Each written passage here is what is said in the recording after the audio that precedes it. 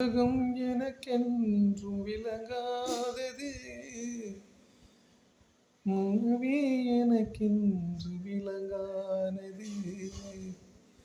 அடடா முந்தாலி சிறையானது, இதுவே என் வாழ்வின் முறையானது. பாறை ஒன்றின் மேலே ஒரு பூவாய் முளைத்தாயே, உறவுக்கு உயிர் தந்தாயே.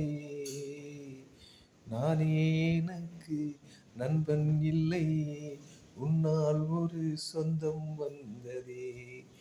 என்னைத்தானே தஞ்சம் என்று நம்பி வந்தாய் மானே.